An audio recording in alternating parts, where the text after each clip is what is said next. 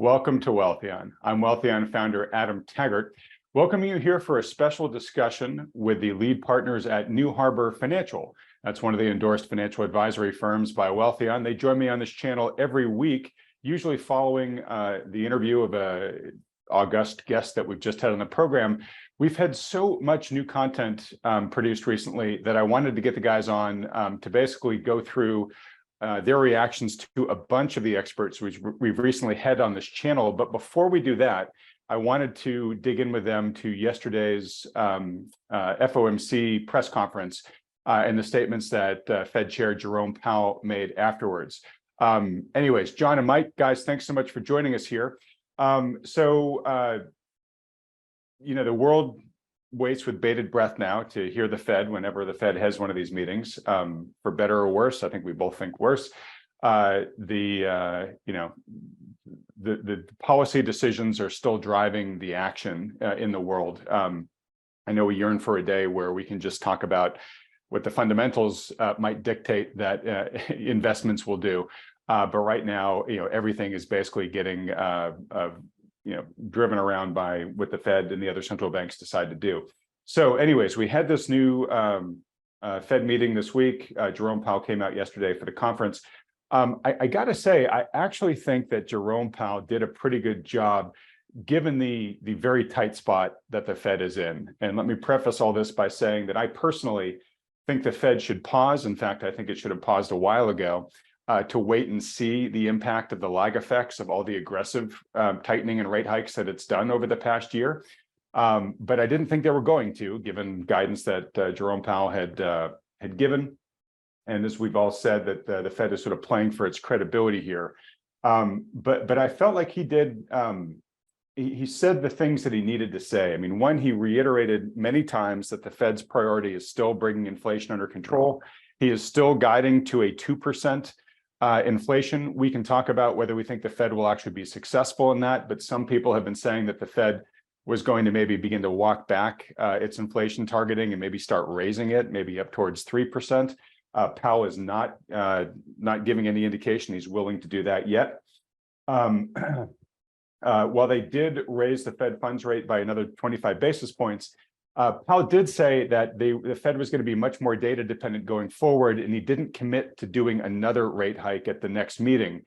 He basically said that the Fed was already kind of trying to wind down its hikes, and that given the recent fears about the banking system, the Fed is seeing that banks are going to be tightening their lending conditions even further based upon those concerns. And that tightening of lending conditions is actually going to act like additional Fed rate hikes. And he doesn't know exactly what the magnitude of that's going to be, but essentially what he implied is that we're going to be getting more than 25 basis points worth of tightening out of the environment now, because the Fed is doing 25 itself, but then you're going to have the additional impact of these tightening lending standards. So he's basically saying, we're going to monitor and assess. So rather than committing to yet another rate hike, he said, we're going to wait up until next week's the next Fed meeting. And then we're only going to decide then whether another hike is merited or not. When asked if he was going to start cutting rates, he said, nope, not in our plan at all. It's not in our base case. The market, during the presser, one of the reporters asked, hey, the market is basically pricing Fed rate cuts starting in summer for the rest of the year. What do you have to say about that, Powell? And he just said, well, that's what the market thinks. That's not what my plan is. So if he is really trying to wring optimism for a Fed put out of the market, that is the message he's got to tell. The other thing I think he did well, too, is handled the questions about the banking system, where he basically said, look, banking system's sound, nobody should worry. Of course, that's his job to say that. But he basically said, look, we will guarantee that depositors shouldn't have to worry about their deposits. And so, if other things start breaking in the banking system, you can believe we'll step in with swift emergency measures like we just did for Silicon Valley Bank and Signature Bank. He was pressed as to whether he was guaranteeing now all deposits, insured and uninsured, at all U.S. banks. He played coy there, but he basically just sort of said, hey, look, we're going to do whatever it takes. So, his job is to make sure that depositors feel that their funds are safe enough in the banking system, that they're not running in fear to potentially create additional bank runs running through the system. All right, so guys, I'll take a pause here. That was my interpretation of it. John, what did you think? Yeah, hello, Adam, and hello, everybody again. I think you got a good coverage of the events of the day. They were quite volatile in terms of the way the markets traded. And one big reason for that was the seeming complete disconnect between Jerome Powell, the Fed chair, and Janet Yellen, the current Treasury Secretary. Basically, maybe I'll do us a favor and pull up a chart of the S&P just to kind of show you how it played out minute by minute yesterday. All right, so this is the S&P 500. It spiked up in response to Powell's, the announcement and the press conference right here.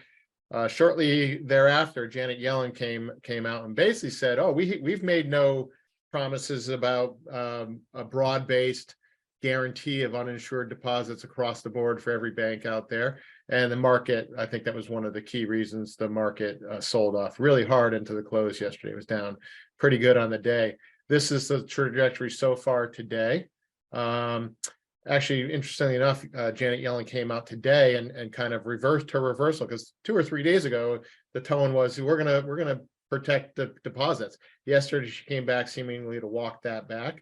And then today she's out again, seemingly reversing her reversal. So it's a little bit of a clown show, I guess, from the communication and messaging standpoint, not only with respect to Jay Powell and Janet Yellen being on the same page, but just the quick reversals.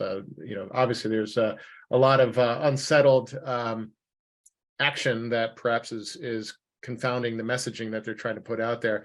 One other kind of quick observation in Jay Powell's press conference yesterday was he was asked directly at one point, how in the loop were you and your colleagues at the Fed with the uptick in examinations of Silicon Valley Bank, I believe was specifically the question, and he stammered pretty noticeably and as if to say that we weren't really in the loop, and he basically said, "I got to get back to you on that." It was really uninspiring. Certainly didn't instill a lot of confidence that they were, very much in the loop with what was going on with the banking situation. So, yeah, he made some comments about, hey, you can be sure, that we are going to get to the bottom of what happened. But he made a comment that basically was sort of like, this hit us out of the blue the same way it hit everybody, which sort of raised the question of, all right, but you guys are in charge of oversight, right? How big of a failure of oversight was this? And he was understandably, I think unwilling to say, hey, we really screwed up here. He just said, oh, well, we'll look into it and get back to you. But to your point there, John, it didn't inspire confidence that they seem to really get caught flat-footed by this. All he really said is look, if we get caught flat-footed again by other surprise blowups, you can be sure that we're going to step in aggressively the way that we did. It is so interesting though, because everything around the banking system revolves around confidence, and it doesn't inspire confidence when you've got these sort of mixed messages that are being put out there by basically the two big players in the space right now, Jerome Powell, head of the Fed, and Janet Yellen, head of the Treasury.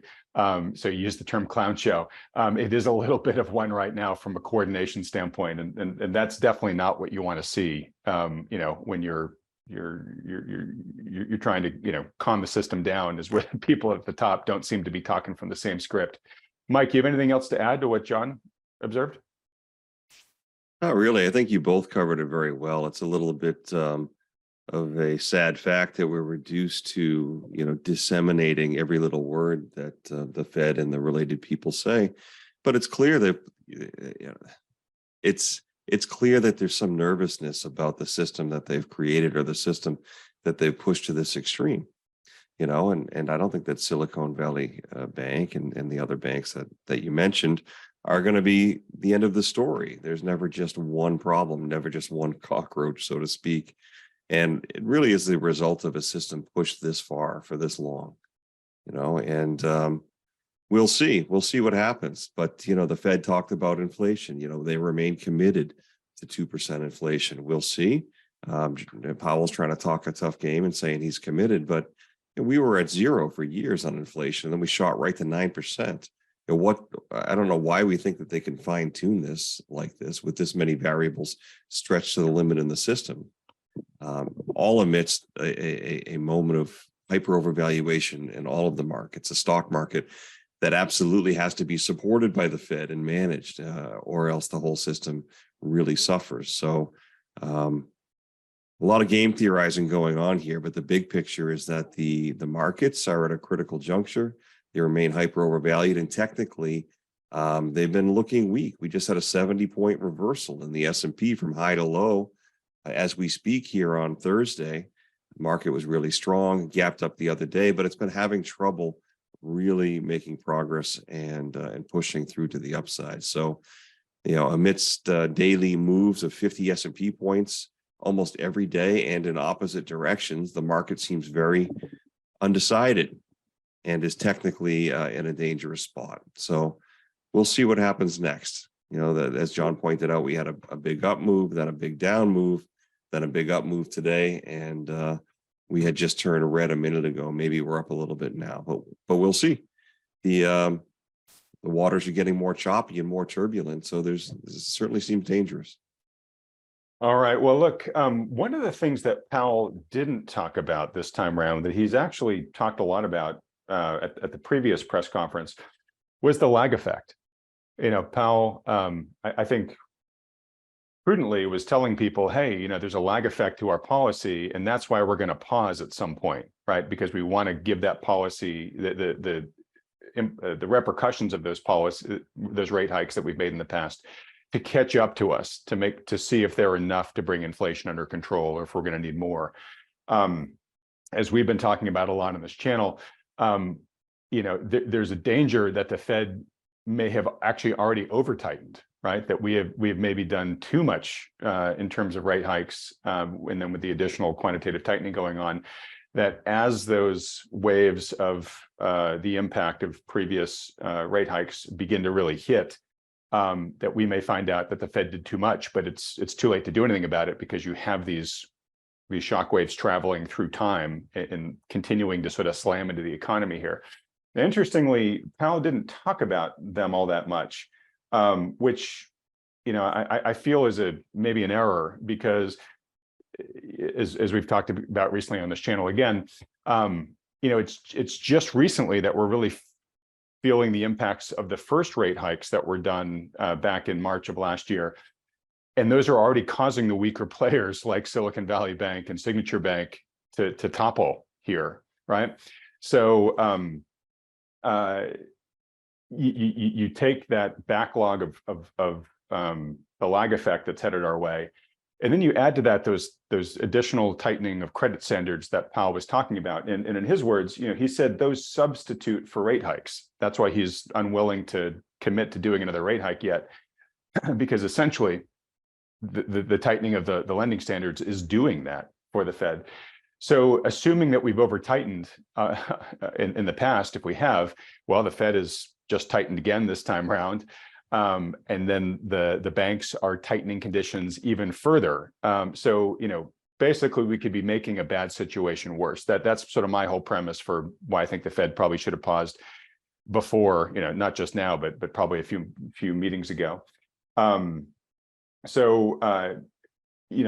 reason why I think it's important to note that Powell didn't talk about it is, I do feel like he needs to be talking tough about what's, he quarters ago, he was kind of presaging all of this by saying, hey, look, we're going to get inflation under control, but it's going to cause some pain, and households and businesses are going to have to kind of prep for that.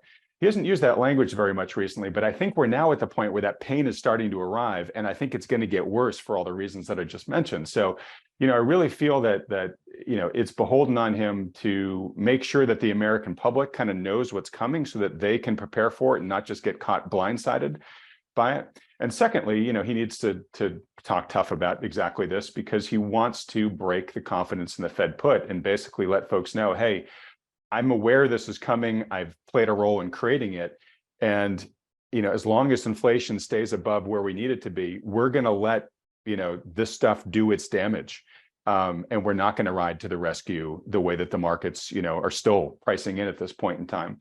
So back to you, John, for a second. I mean, how important is this omission from of the lag effect from Powell's recent remarks? How significant is that, do you think?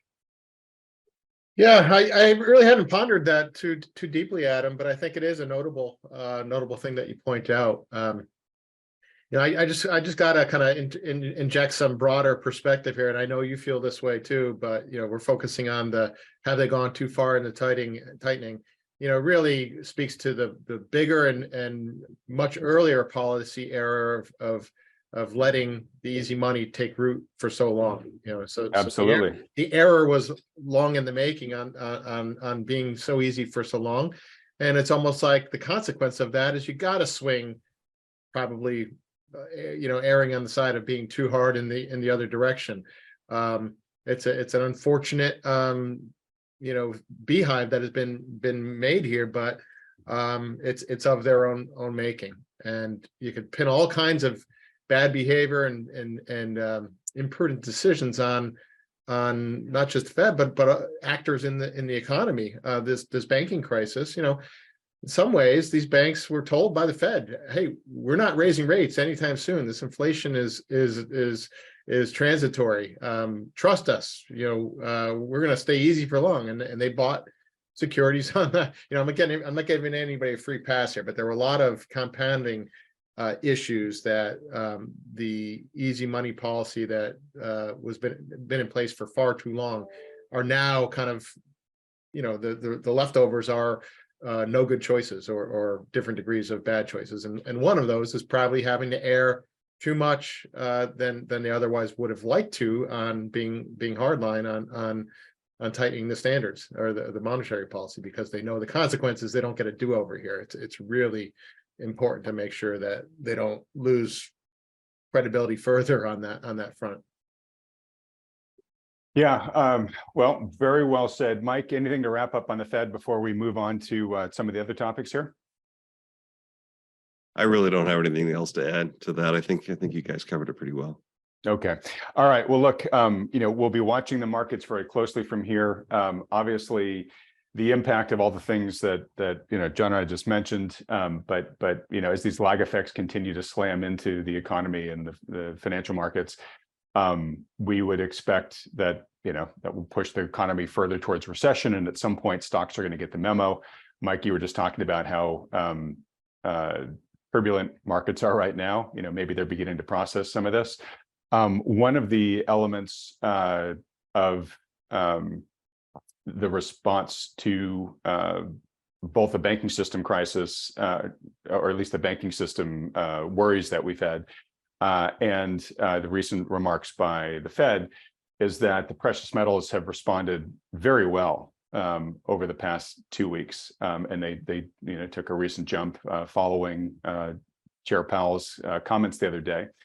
So I do want to spend just a couple of minutes talking about them, because that's a good segue then into the next experts commentary that I want to talk with you guys, which was the Fred Hickey interview that we did earlier this week, because Fred is a great macro analyst and his bread and butter is around the tech industry. But he delivered one of the most emphatic arguments for investing in the precious metals right now and the mining stocks that I've heard in a long time. So I do want to deconstruct that with you guys. But real quickly, let's just start with your thoughts on how the precious metals are reacting and maybe why they're reacting the way they're doing. Mike, why don't we stay with you on this? Yeah, the gold is it's been pretty whippy, but it's doing wonderfully today on Thursday.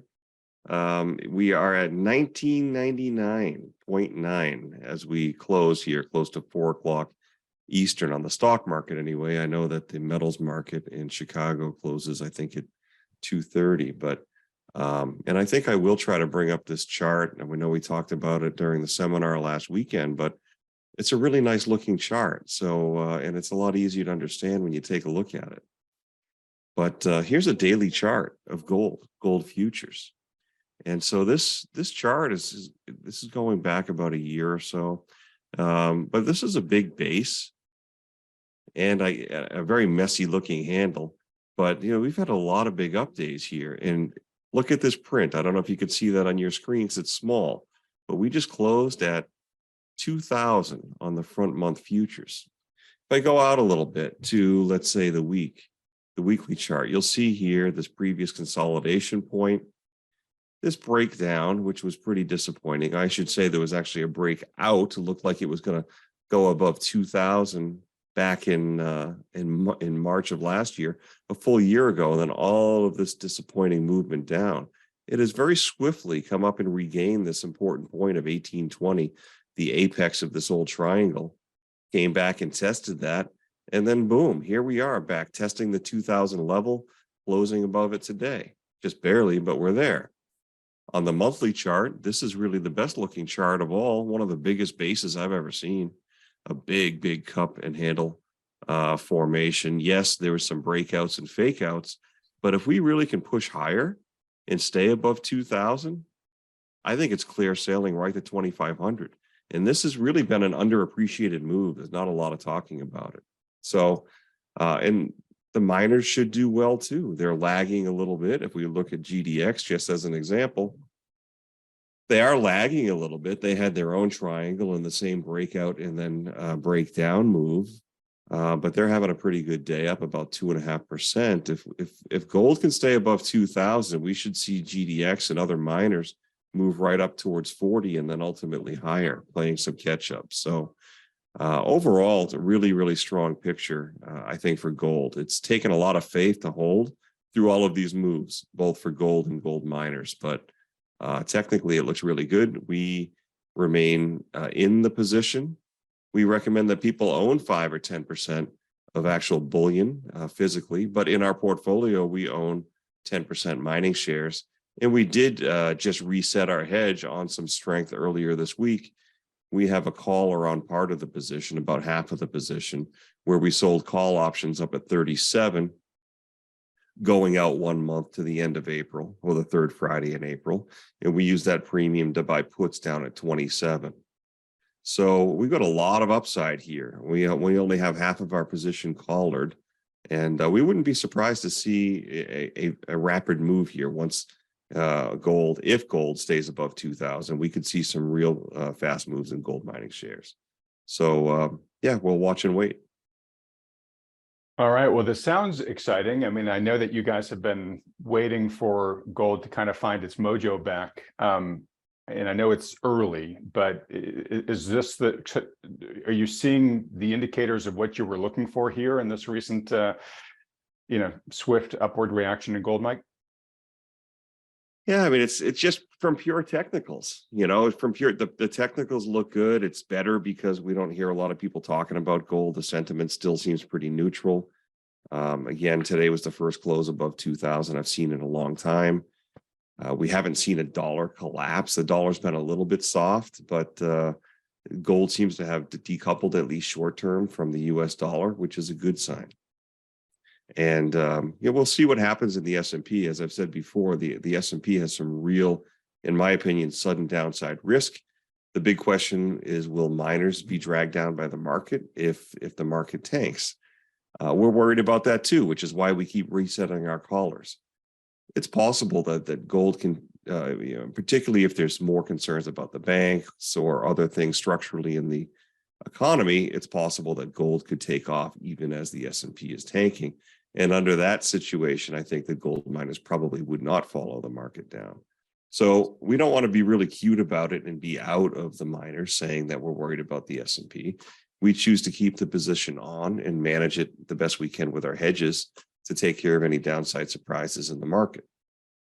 Yeah, well, what I like about that approach, and we've talked about this many times in the channel because you use this approach for a number of other assets in your portfolio, but is if you're worried about a big market drawdown and the asset class that you like and think is a good long-term outlook, kind of getting dragged down in the near term with that, that's where the hedges really come into play well, right? So you can stay in your position because no one knows what's going to happen. And as you said, the market may go down and the miners may go up. We just don't know, right? So you don't necessarily want to be out of the position because then if the market moves against you, you're then, stuck trying to chase it and waiting for some sort of entry point that may not avail itself.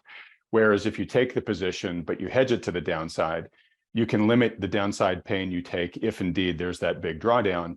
But you're still in the position, so that when the market recovers, you're still in it. You're riding it back up. You've limited your downside loss to it. And as we've had a number of experts on this channel enumerate for us recently, the magic is getting a dependable positive return, year after year after year, so that compounding can work its effect. And what throws a big monkey wrench in that is the years where you have really big drawdowns. Well, if you can avoid those really big drawdowns by paying the insurance to hedge, yeah, maybe you limit some of your upside, but your odds of getting that steady, positive gain after positive gain after positive gain, really ramp up, and you can really let the magic of compounding work for you. John, let me just come over to you real quick. So I mentioned that we had Fred Hickey on the channel the other day, and he gave that really gold positive exposition, and then even shared some of his favored gold mining stocks with us. And folks, I won't say what they are, so that if you're interested, you can go and actually watch the video itself. It's definitely worth watching. If you haven't seen it yet, I'll put up a link to it right here. But John, I'm curious, on top of Mike's technical argument there for gold and the miners doing well from here, I'd love for you to opine on either Fred's or yours more sort of fundamental reasons, particularly as the Fed is kind of saying, hey, we might not be doing that many more rate hikes, and therefore that in and of itself is probably quite positive for gold, that real interest rates are probably going to start coming back down again. Yeah, so a couple of things. So Fred talked about, and we've oftentimes observed and commented that even at current gold prices, the valuation of the gold mining stocks relative to the price of the metal is at very low levels relative to its historical norms. Fred kind of threw out some statistics of the HUI gold bugs index relative to gold itself. Currently he said it's at 0.122, whereas in the 2000s it averaged more like 0.46. So almost 4 times under its traditional, or its kind of typical range. That quick takeaway is that the gold mining stocks could rally very substantially, even with gold prices staying where they are, not going up at all any further from here, and still, not even get to their historical ranges. In fact, I want to pull up another chart here just to kind of look at, in a shorter term fashion, some of the relationship between gold and the gold miners. So let me do that right now. I'm just going to share my screen, and so this is a chart. Mike had pulled up the chart of GDX, the gold miners. That's where these bars are, and this is a weekly chart. So each one of these bars is a week. The fuchsia here, if I got the color correct here, is actually GLD, so a metric for bullion. And you can see the last time GLD was up here in the 180, low 180s, the gold miners were in the low 40s, right? Here we are again back at that level. Gold miner, GDX is a proxy for the gold miners, only in the low 30s. Again, back here in late 2020, I guess it was, gold was up around these levels, and the gold miners were in the mid 40s. So on a relative basis, the gold miners are lagging, and we think have every likelihood of catching up to the price of metal itself, just on this chart. But from a longer term standpoint, they are very undervalued relative to the price of metal. It's like saying energy stocks are haven't rallied with oil, or the price of oil, and usually that's a very tight relationship. Should be very similar to here. Now, there are a number of factors that play into this, like the input costs that go into the mining of the metal and things like that. And actually, Fred shared some useful statistics. He threw some numbers from like fourth quarter of last year, where the average sustaining cost for the mining complex was something like $1,230 an ounce. Meaning, if the price of gold is above that, on average, the sector is making money, right? And at the time, gold was at like $1,730, so there's about $500 per ounce margin in in the kind of spread between the break even and where gold prices were.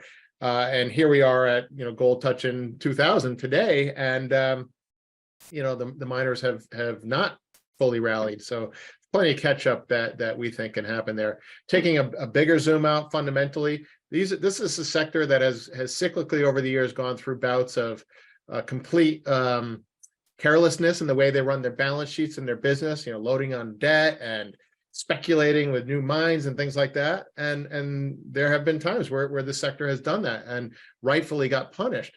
But the last several years, they have dramatically cleaned up their balance sheets. These are companies that are generating very attractive free cash flow, very attractive debt to EBITDA ratios.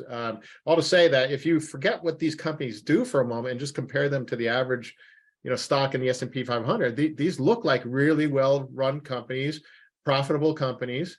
And, you throw in the fact that there hasn't been a whole lot of investment in new production. You have the recipe for a supply-constrained environment like many natural resources, which should provide a tailwind to not only the commodities themselves, but the companies that produce them. And we'll likely see investment coming back into this sector as those supply constraints are looked to be alleviated. So, there's both short-term and bigger picture long-term reasons that we think the gold miners should do very well. But we do have edges in place, as Mike talked about, because the near-term picture can be volatile and can shake folks out and maybe get them a little worried on a short-term basis. So but long-term, we think it's a very, very sound-looking sector. All right.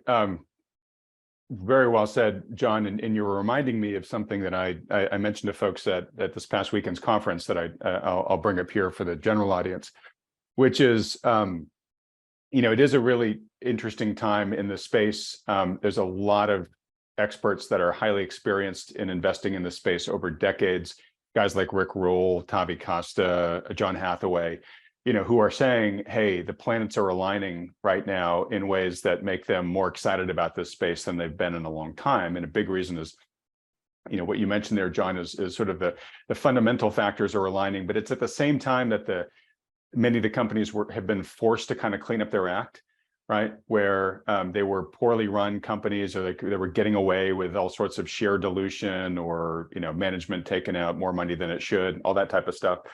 So the industry has been really cleaned up and tightened in a good way.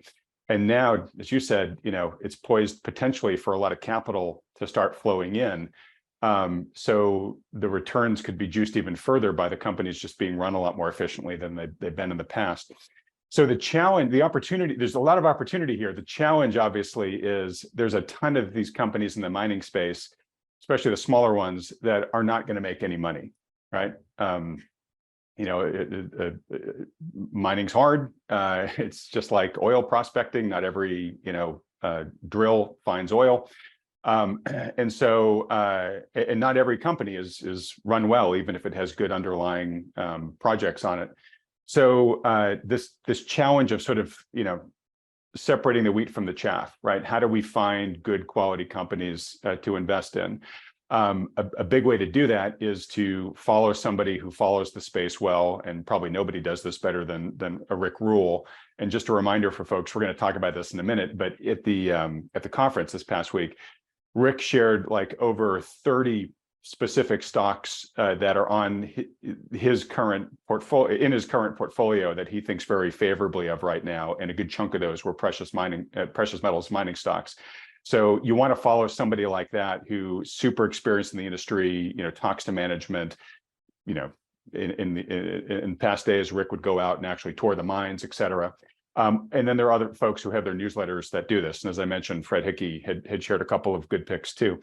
But one thing that we are thinking about doing here at Wealthion, and this is the temperature check I want to do with you, the viewers, is we're increasingly getting contacted by companies in this space saying, hey, we've got a good story to tell. We want to get our story out there to people that are interested in potentially investing in hard assets. Specifically in this case, a lot of them are precious metals mining companies. And we at Wealthion have relationships with people that have been in the space for many years. Some names I've already mentioned. who are serving as sort of an advisory board for filtering out for us. Okay, these are the companies to take seriously. These are the ones that don't pass their quality threshold. And for those that do, we're thinking about putting together a new series here on Wealthion, in addition to these regular daily videos that we publish, where we sit down with the CEOs of these promising companies and really hammer things out with them. Crawl into their brains, get a sense for their macro views, their understanding of the precious metal space, and then give them the opportunity to talk about what they're doing with their specific company and what distinguishes it from all the other companies in the space. If there's interest on your end as the viewers here of Wealthion for these type of deep dive interviews with key CEOs in this space, let us know, because if there is enough interest, we will start this new series. And the vision that we're kind of cobbling together right now is it's not going to be unique and limited to the precious metals space. We'll end up doing it for other spaces, energy, uranium, other types of hard assets, and who knows where it could go from there. But it's really to kind of climb in the minds of the folks that are the key operators, the key entrepreneurs, the key business people, to get a look through their eyes and then understand the specific, unique value that they're trying to create with their companies. Again, if there's interest in that, let me know in the comments section below. If there is, we'll start doing that, because at the end of the day, we don't just want to talk about the problems that we face. I feel like we spend a lot of time talking about the challenges. Everybody watching this channel is trying to figure out, okay, how do I then take this information and learn what to invest in? And so we do want to start highlighting solutions when we feel there are ones that are credible enough to be worthy of your consideration. All right, so moving on from gold, guys, in the remaining time we have here, I just want to dial through a couple of key points that were made by our faculty at the recent Wealthion conference, and love to get your guys' feedback on it. So let's start with the keynote, which was Lacey Hunt, former Federal Reserve senior economist, highly successful bond investor. Lacey has long banged the drum that deflation is the big problem that America and most other Western nations face. He said, yes, the Fed did have to shift its attention to fighting inflation, and it needs to keep it there until it gets inflation under control. But he feels that the Fed is going to win the inflation battle.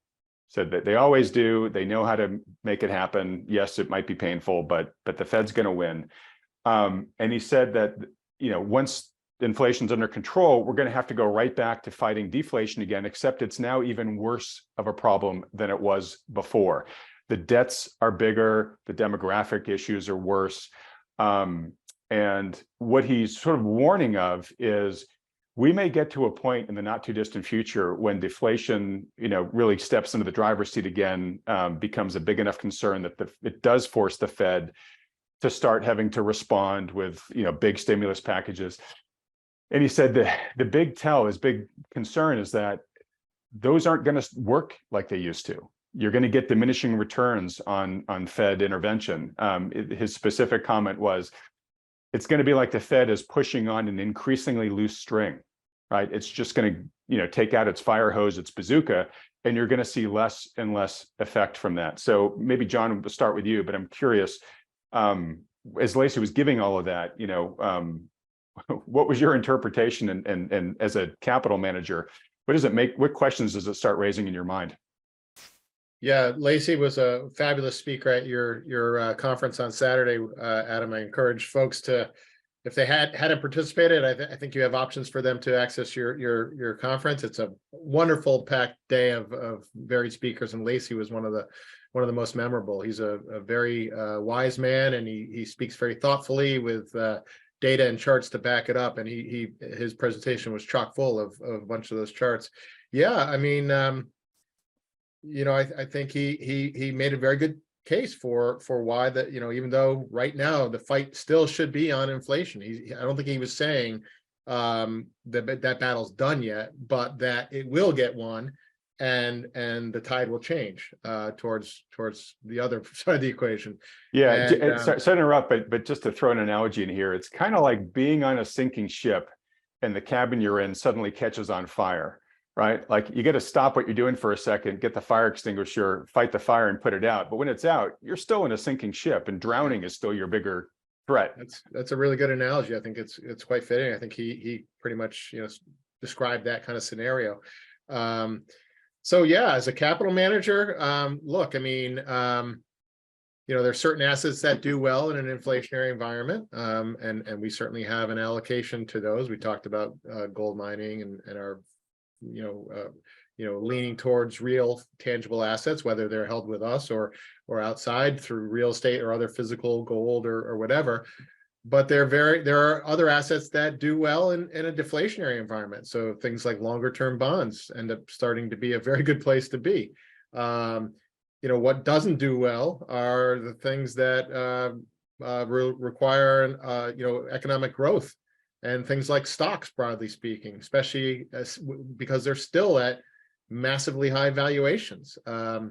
Even in a non-deflationary environment, it's hard to come up with a fundamental justification for stocks making much progress over the next decade. In fact, is probably our base case for the next decade is probably looking very similar to like the late 60s to early 80s, where the market went literally nowhere, lost value on an inflation adjusted basis, but there were massive swings along the way. And an approach that tries to just ride a tailwind, like many approaches did over the last 40 years, into the next 10 to 20 years, we think is likely going to be very disappointing. We think a more tactical, a more pivoting kind of approach, not to use a word that's been used ad nauseum as relates to monetary policy, but we think there's likely to be these dramatic shifts between regimes and policy responses. To go with those on probably an increasing frequency. We probably will see a number of turns over the next decade, not one consistent policy that has markets levitating in one unilateral direction like they did for much of the last decade.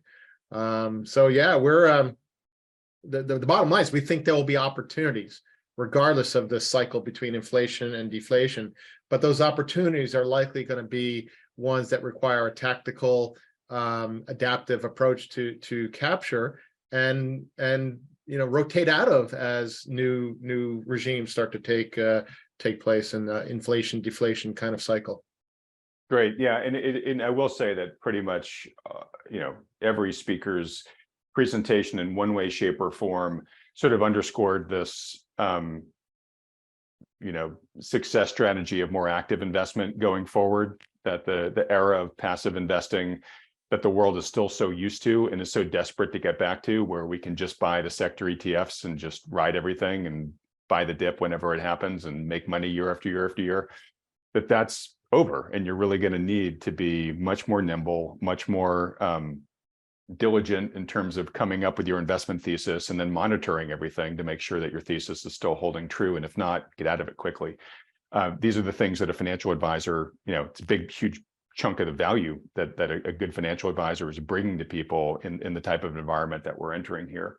Mike, I want to come over to you. I'm going to blend a couple of people's comments and sort of riff off of what John was just talking about there. So definitely, one of the people that had one of the more kind of dire outlooks was Stephanie Pomboy, who comes on this channel a fair amount.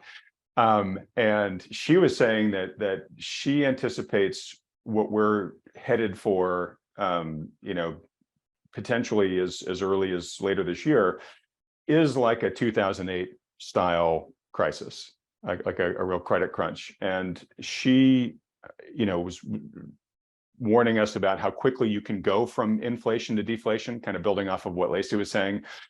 She has some stats back from the global financial crisis, where just over the span of 2 quarters or so, we went from pretty hot inflation, 5%ish CPI to -2%. Just warning that, hey, don't think it can't happen, because there's definitely evidence it's happened before, that we were all worried about how high the CPI was, and then all of a sudden we're all worried about deflation on our doorstep.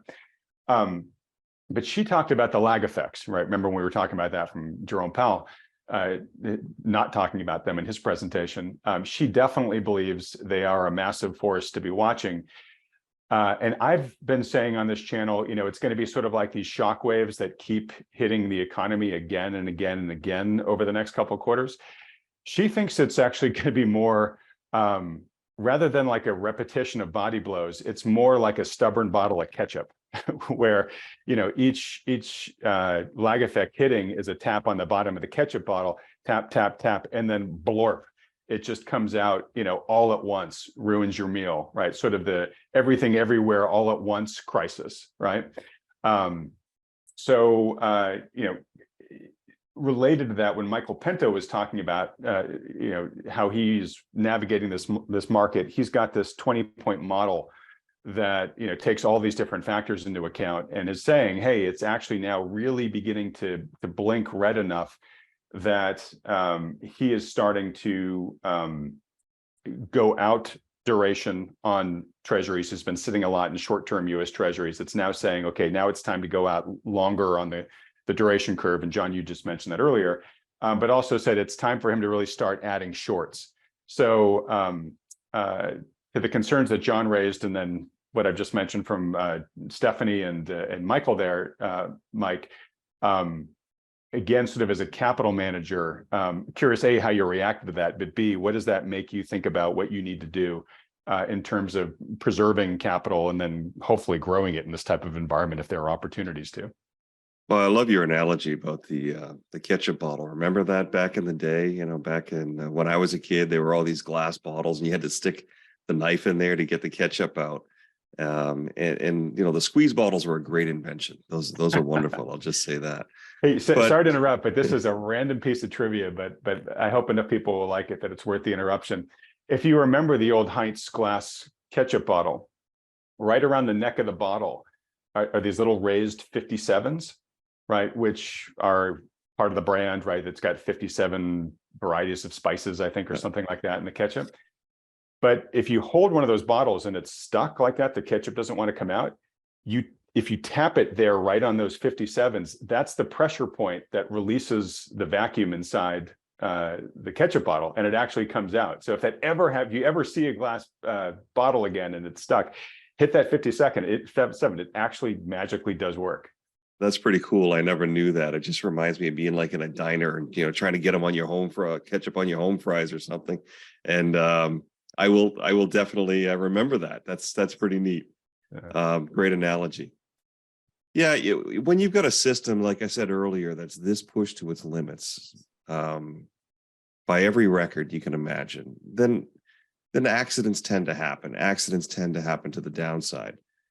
I try not to sound too extreme, but it's quite a possibility that 2008 was just a warm up. That was 15 years ago. It's hard to imagine.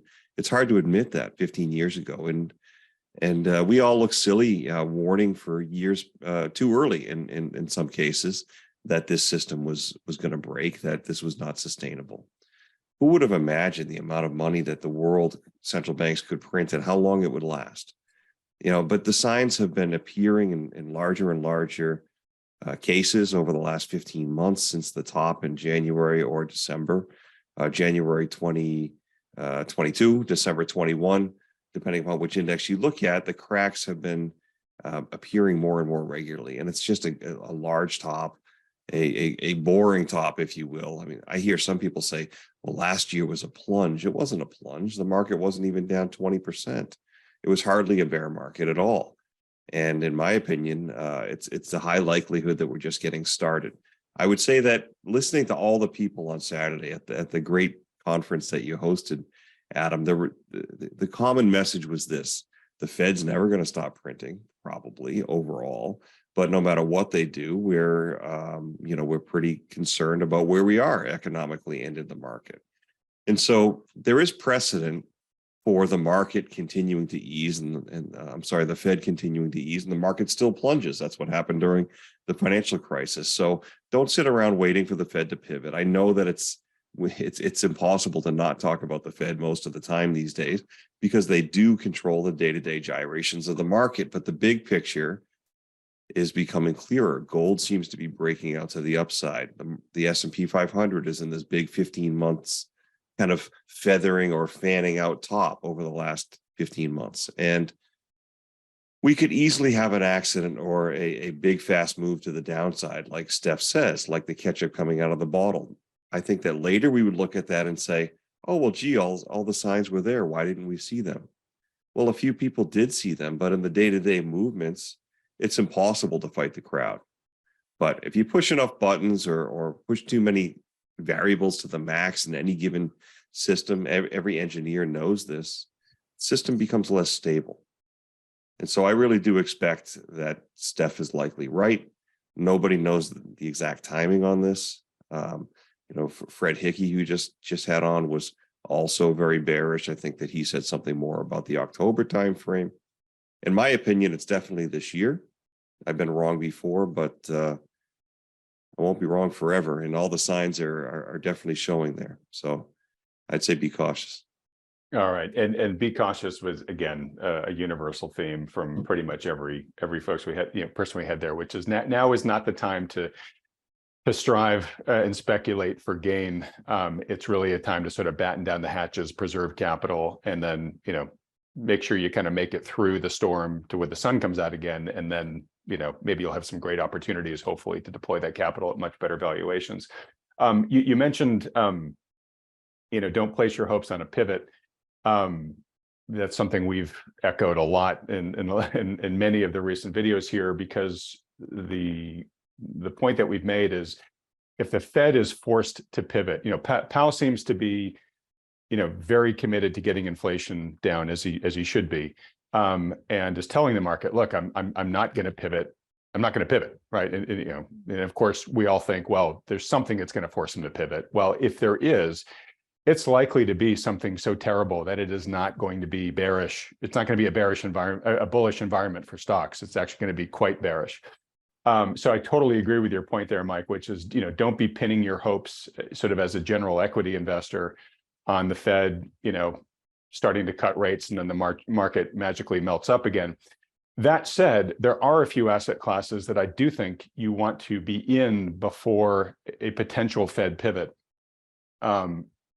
Moving out long on the quality bond duration curve, I think makes sense. And we had Michael Leibowitz speak at the conference, who was basically saying that he thinks that we're kind of at the peak in yields, right about now, and that right now bonds in his terms are a steal, and that this really is the time to lock in bond yields, which he says we may not see again. And we got a little bit joking about this, but might not see again in our lifetimes, depending upon how old we are. Now, not saying with a guarantee that that's going to indeed be the case, but you want to be in those. You want to have your positions and your exposure there before a Fed pivot is announced, because when one is announced, that asset will probably move quite quickly, and if you're not already in it, you may miss it. Similarly, on the precious metals side, one of the asset classes that would likely respond to the announcement of a Fed pivot positively would be the precious metals space. And so I presume you would want to have your exposure there in advance too. And so again, probably for both those two asset classes, if you don't have a position or have too little of one, you probably want to be, adding to it, dollar cost averaging your way in. That's my presumption, but Mike, I'm curious, do you agree with that, or do you have a different opinion? I completely agree. I don't think you're going to have time to put your position on when the news comes out. This market is discounting what's happening next. I mean, there's a reason why, if you look at the 10-year, I was just looking at the chart of the 10-year bond, it's at 3.4. And the 6-month treasury bill is 4.5, 4.6. The 10-year note's 3.4. We think that long-term bond yields are going even lower, particularly if we see a big drop in the S&P, that we think that investors will scramble to lock in decent longer-term yields.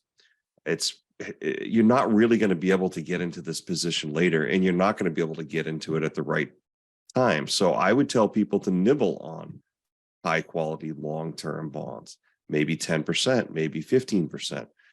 A barbell strategy makes sense. Really keep most of your cash in short-term, high-quality treasury bills that you could sell quickly or that mature quickly, so you can do something else with it. Buy stocks, spend it on something else, invest in real estate if we see a correction in real estate. But start nibbling on the long end, 10 to 15%. You can buy the 10-year treasury bond. You can buy one of the exchange traded funds that own long-term high quality treasury bonds. Some people choose to really go super long-term in duration by buying zero coupon bonds. That's fine too. Those will probably do well too. I don't really see any need to do that. If you bought one of the ETFs that owns long-term quality bonds, you at least get a coupon interest payment while you wait. So if you're early, you at least make some income. So I would just start that position here. I don't think there's going to be time to do it later. And the same goes for gold. Gold is seeming to be breaking out again.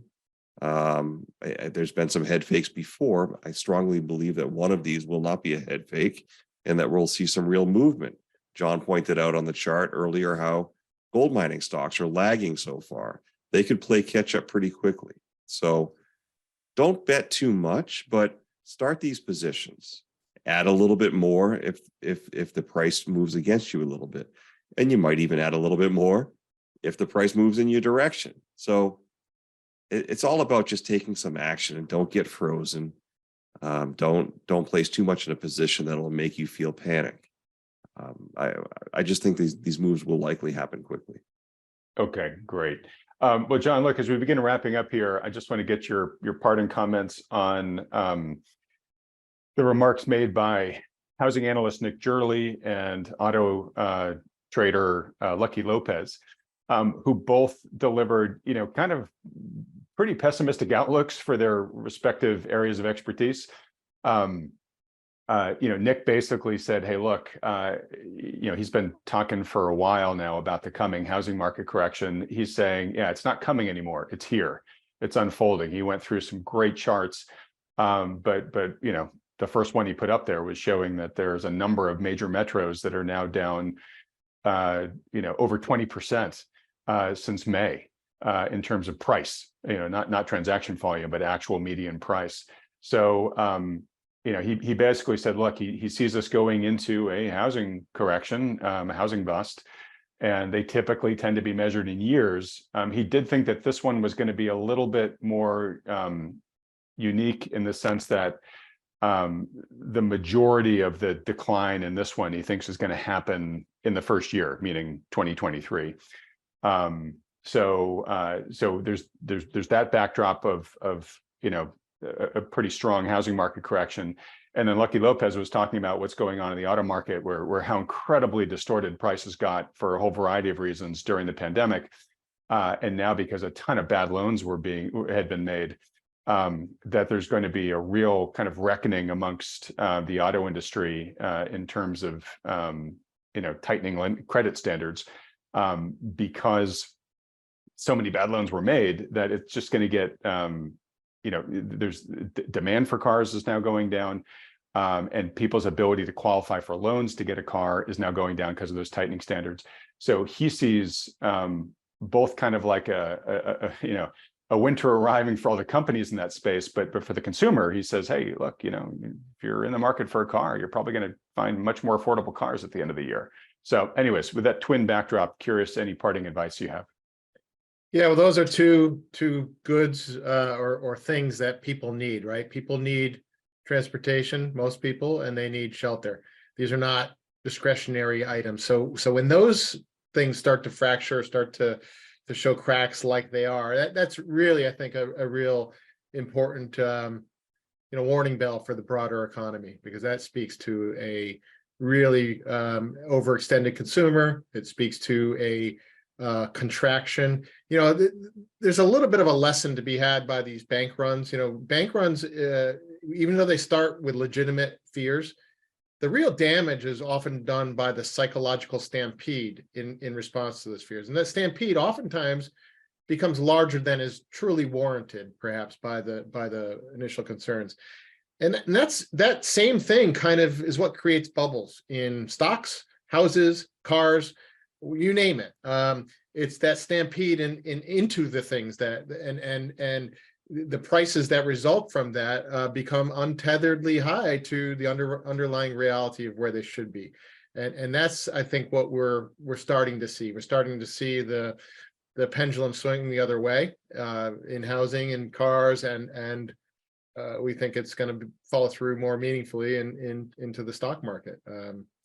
So yeah, these are important things that speak to a broader syndrome of issues that have manifested that are starting to matter all at once. All right. Well, gents, thanks for giving me so much time today. Several other notes that we're going to have to save till next time. But great commentary. And as we wrap up here, well, first off, whatever happens in the markets from here, we'll have you guys back on again next week to really dive into, what's happening in terms of the market action. We focused mostly on the Fed this week because that's tends to be what precipitates market action. But folks, whatever happens from here, we'll be reviewing it with these guys next week and helping you understand, what it all means and where it's likely headed from there. Couple quick housekeeping notes. One, we've talked a lot about the conference from this past weekend. If you weren't able to watch the conference and are feeling regret over that, don't worry. You can actually still watch the conference. We recorded the whole thing, so you can get replays of all the presentations as well as all of the Q&A with the speakers, plus the transcript to the live community chat throughout the whole day, which was really active. I love how valuable that or how much value that adds to the experience. It's sort of the hive mind of the hundreds of people watching, sharing ideas, reacting to comments that the speakers said, sharing particular investment opportunities that are related to the key points being made, debating macro issues. It's really one of the most valuable parts of the conference, I think. So you get that as well, plus links to a number of the different resources that were mentioned by the faculty there. So if you want to go get that replay, just go to wealthion.com/conference and you can purchase it there. Well, in wrapping up here, I just want to reiterate my regular advice that most people, myself included, in an uncertain market environment like this, should be working under the guidance of a professional financial advisor who understands the macro issues that we've talked about in this video, John, Mike, and I, and of course, the great faculty from the conference that we've been referencing. If you have a good one who can create a financial plan for you that takes into account all those issues and then can work by your side to actively execute on it in the way that John was talking about, great, stick with them. But if you don't, or if you'd like a second opinion of one who does, perhaps even John and Mike and their team there at New Harbor, then we highly recommend you schedule a free personal consultation with the financial advisors that Wealthion endorses. To do that, just go to wealthion.com, fill out the short form there. It doesn't cost you anything. There's no commitment to work with these guys. They just offer it as a public service to help people make better informed decisions about how to build their wealth. All right, and wrapping up here, John and Mike, thanks so much for hanging with me for yet another week. Look forward to seeing you guys next week. Everybody else, thanks so much for watching. Thank you, Adam. We appreciate it. We'll see you next week. Always a pleasure, Adam. We'll see you soon. If you'd like to schedule a consultation with one of the financial advisors at New Harbor Financial, simply go to wealthion.com. These consultations are completely free and there are no strings attached. The good folks at New Harbor will simply answer any questions you have about your investment goals or your portfolio and give you their best advice given their latest market outlook. They're willing to do this because they care about protecting people's wealth, and because Wealthion has connected them with so many thoughtful investors just like you over the past decade. We started doing this because so many people have approached us in frustration, looking for a solution because they're feeling out of alignment or downright ridiculed by the standard financial advisors who have been managing their money. You know the type. The kind that just pushes all of your money into the market, scoffs at the idea of owning gold, and when you bring up concerns about the market's sky-high valuations, they say, "Don't worry, the market will always take care of you." For many of the reasons discussed in today's video, we think this is one of the most challenging and treacherous times in history for investing. We strongly believe that today's investors are best served working in partnership with a conscientious professional financial advisor who understands the risks in play. Now, we're agnostic which professional advisor you work with, as long as they're good. If you're already working with one, that's fantastic. Stick with them. But if you don't, or are having trouble finding one you respect or trust, then consider talking to John and Mike and the team at New Harbor. Now, for those about to ask, yes, there's a business relationship between Wealthion and New Harbor, which we've put in place to make sure everything is handled according to SEC regulations. All the details on this are clearly provided on the Wealthion.com website. Also, it's important to note that New Harbor is able to work with U.S. citizens, green card holders, and those with existing assets in the USA. But for regulatory reasons, they aren't able to take on non-U.S. clients. All right, with all that said, if you'd like some insight and guidance on how to protect your wealth during this unprecedented time in the markets, go to Wealthion.com to schedule your free consultation with the good folks at New Harbor. Thanks for watching.